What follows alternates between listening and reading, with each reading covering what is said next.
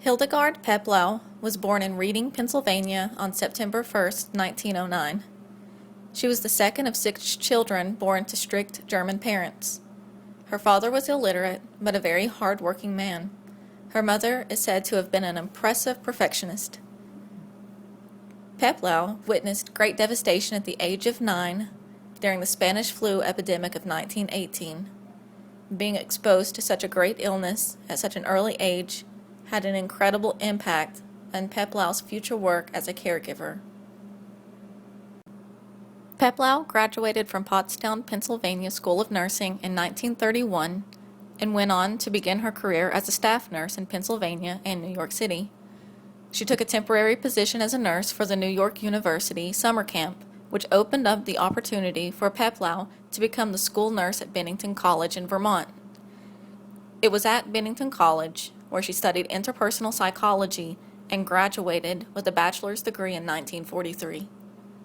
Through a work-study program with Bennington, Peplau worked closely with Chestnut Lodge, a large mental institution in Vermont. It was here that Peplau first began to cultivate her ideas of how mental health practices of the day were tragically failing those who were unlucky enough to suffer from mental disease processes.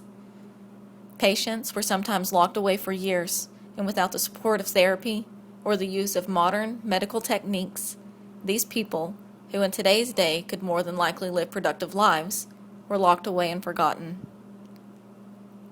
Doctors in the 20th century were concentrated on trying to heal the human brain to free it from mental illness instead of aiding the person in living with and accommodating their disability. It was common practice for families to send their aging loved ones to state institutions when they could no longer care for themselves.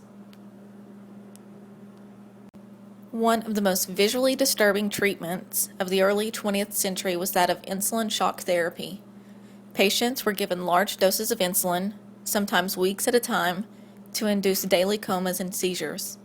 The patients most often treated by this procedure were those who suffered from schizophrenia. Insulin therapy and electroshock therapy combined were referred to as shock therapy. Although insulin shock therapy is no longer used, electroshock therapy still is. After Chestnut Lodge and graduation, Peplau served in the United States Army Nurse Corps from 1943 to 1945 during the end of World War II. She was assigned to the 312th Field Station Hospital in England, where the American School of Military Psychiatry was located. The war ended in 1945, and the world celebrated the United States' victory over Adolf Hitler and the Nazi regime. Although many were celebrating, many more were suffering from the events of the war. Unfortunately, the military did not require mental health checks before allowing men to serve, so those who suffered from severe mental illnesses were still sent to war, and often institutionalized after coming home because of their mental disabilities. After the war, Peplau fought to reform the mental health system in the United States and was successful in helping the National Mental Health Act of 1946 to pass. Early psychiatric nurses provided patients with a type of care that promoted them to completely rely upon those caregivers for basic day-to-day activities. Patients became overly dependent upon the care of the nurse.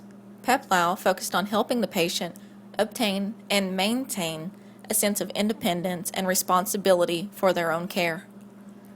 Thus, Peplau's main focus was on the quality of the nurse-patient interaction and furthering nursing education. She presented 4 phases of relationships that greatly influenced the way nurses interacted with their patients. She later condensed these phases into 3, since the phases overlap and are interrelated concepts. The first phase of the 4 phases of relationships is the orientation phase. This is the phase where the nurse and the patient begin to facilitate the nurse-patient relationship. This is a pertinent phase for both the nurse and the patient to work through any preconceived ideas of each other and to lay the foundation to a strong network of trust between the two. The second phase in Peplau's theory is the identification phase. During this phase, the primary goal of the nurse is to aid the patient in realizing their problems and help them articulate these problems to the nurse.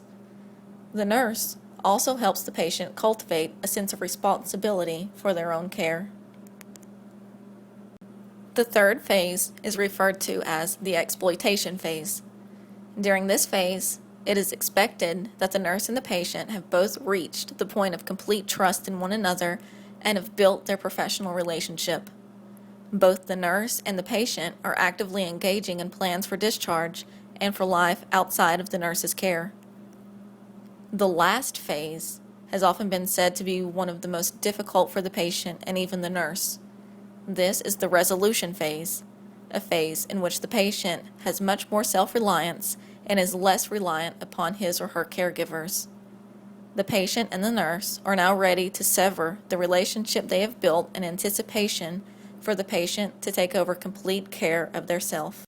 Peplau obtained her master's and doctoral degrees from Columbia University. In the early 1950s, Peplau created the first graduate program for psychiatric nursing students. Her contribution to the education of nurses, along with her interpersonal relationship theories, has greatly impacted the mental health field. She paved the way for other nurses to follow in her footsteps. Of all of her accomplishments, one that I respect the most was that she gave a voice to those patients who could not speak for themselves.